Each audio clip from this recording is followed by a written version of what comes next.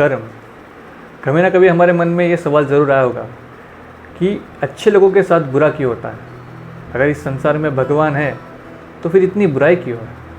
क्यों अच्छे लोगों को दुख मिलता है? और जब ऐसे सवालों के जवाब हमारे पास नहीं होते तो हम कहते हैं कि शायद उसके पिछले कर्मों का ये फल होगा। काफ़ी दिन पहले मैंने सोशल मीडिया पर एक पोस्ट पढ़ी जो काफ़ी लोग शेयर कर रहे थे, जिसमें लिखा था, एक महाशय ने तो लिखा, कर्मा सेज, जो बंदा बात करते वक्त रो दे उसकी बातें सच्ची होती है।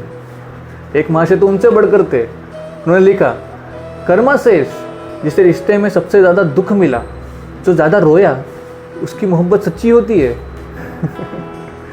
सबसे पहले तो तुम्हें बता दूं कि कर्मा ऐसा कुछ नहीं कहता, so stop sharing this type of post. सबसे पहले कर्म क्या है ये हमें समझना होगा, ये कैसे काम करता है ये हमें समझना होगा, और इसके इस्तेमाल से हम अपनी ज़िंदगी को कैसे बेहतर बना सकें ये जानना होगा। और इसीलिए इसी कर्म को जानने के लिए, समझने के लिए मैं आपके लिए लेकर आया हूँ karma, a yogi's guide to craft your destiny book review, जिसे लिखा है सद्गुरु ने।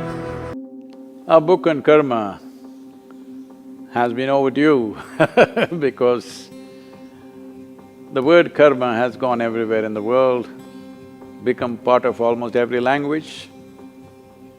But what karma means, the level of misunderstanding and misinterpretation of this word is phenomenal. So I thought it's time to release a book on karma as a guide to craft one's destiny. सबसे पहले तो ये बात जान लो कि कर्म कोई philosophy नहीं है, कोई आइडियोलॉजी नहीं है, और ना ही ये कोई थियरी है। It is simply the way things are. It is an existential mechanism like sun. It operates whether you acknowledge it or not.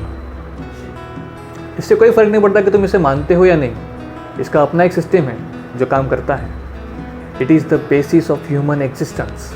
Now what is Karma? The word karma literally means action.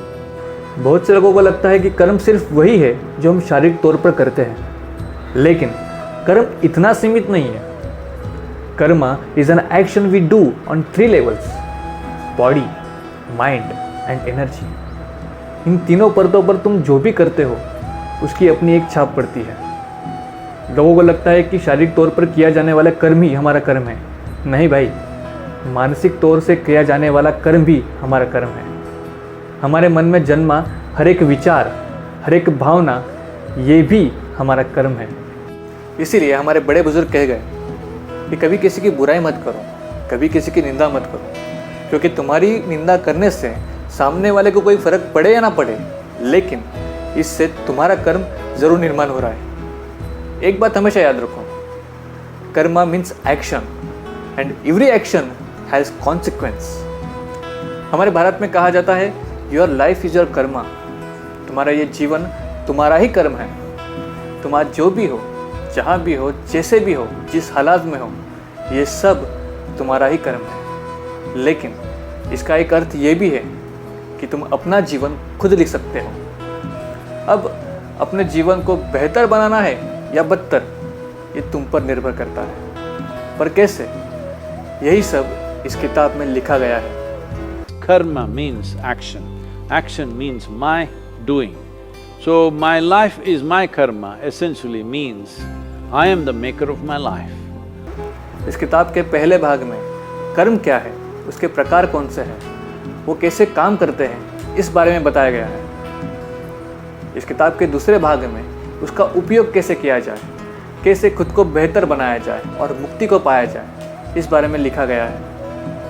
इस किताब की एक और खास बात यह है कि सद्गुरु ने हर चैप्टर के एंड में कुछ आसान सी साधनाएं हमें बताई हैं, जिसे हम रोज़मर्रा की ज़िंदगी में कर सकते हैं और कर्म के बंधन से मुक्त हो सकते हैं। देखो, तुम किसी भी भगवान को मानने वाले हो या किसी भी भगवान को ना मानने वाले हो, तुम किसी भी धर्म के हो, इससे कोई फ़र्क नहीं पड़ता, लेकिन तुम्हें या हर किसी को ये किताब ज़रूर पढ़नी चाहिए अपनी ज़िंदगी को बेहतर बनाने के लिए।